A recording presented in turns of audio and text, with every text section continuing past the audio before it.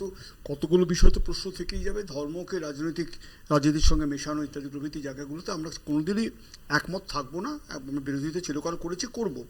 আমরা খুব স্পষ্টভাবে যেটা বলতে দিতে চাইছি যে আপাতত ভোটের দিকে তাকিয়ে শ্রমিক ভট্টাচার্যকে নিয়ে এসে যা যা বলানো হলো সেটা বিজেপির কতটা মনের কথা, বিজেপির কতটা নীতি আদৌ পাল্টাবে, কারণ অলরেডি যেগুলো বলবার শুভেন্দু অধিকারী অলরেডি বলে দিয়েছেন, ওই লাইন তৈরি হয়ে গেছে, সেগুলো কতটা এত তাড়াতাড়ি শুধরাতে পারবেন কিনা সেগুলো পরের প্রশ্ন। কিন্তু আমরা দেখতে পেলাম যে এই যে কতগুলো তাৎপর্যপূর্ণ কথা, গত পরশুদিন যখন উনি দায়িত্ব নিচ্ছেন তখন বললেন যে হাতে তরোয়াল সে হাতে কলম দিয়ে দেবো। যে এইগুলো সব বলছেন, তরোয়াল কলম এগুলো দিতে চাইছেন, খুব ভালো কথা, কিন্তু যে বই দেবেন বলছেন, তাহলে বিদ্যাসাগরের মূর্তি ভাঙা টাঙা নিয়ে তো উনারা দায় অস্বীকার করছিলেন। আমি খুব স্পষ্টভাবে জানতে চাই যে সরকারি স্কুলগুলো বন্ধ, সেগুলো নিয়ে এখনও পর্যন্ত কোনো বক্তব্য উনি দেখাননি, ওনারা রাখেননি। এখানে পেন দিচ্ছেন ছাত্রদের মিড ডে মিল নিয়ে যেসব সমস্যা, সেগুলো নিয়ে ওনার কোনো বক্তব্য এখনও অবধি আমরা পাইনি।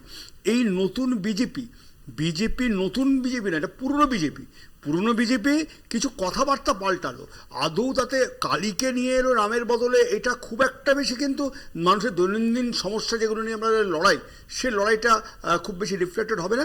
যেটা আরও মারাত্মক প্রবণতা আমরা দেখতে পেয়েছি, সেটা আগামী দিন আমরা দেখতে পাবো যে সেটাকে কতটা শ্রদ্ধাতে পারলেন শ্রমিক ভট্টাচার্য, যে ওই যখন বাইরে চাকরিহারাদের নিয়ে হইচই চেঁচামেচি চলছে, ওদের প্রতিবাদ আছড়ে পড়ছে, সেখানে দুর্নীতিতে আছড়ে পড়ছে সব, সেখানটায় আমরা বিধানসভাতে দেখলাম যে হিন্দু মুসলিম নিয়ে তরজা, যে ইস্যুগুলো নিয়ে রিসেন্ট বয়কটগুলো হয়েছে, সেই বয়কটগুলো কিন্তু কোনোটি সাধারণ মানুষের ইস্যু না, সমস্ত ধর্মীয় ইস্যুগুলো নিয়ে।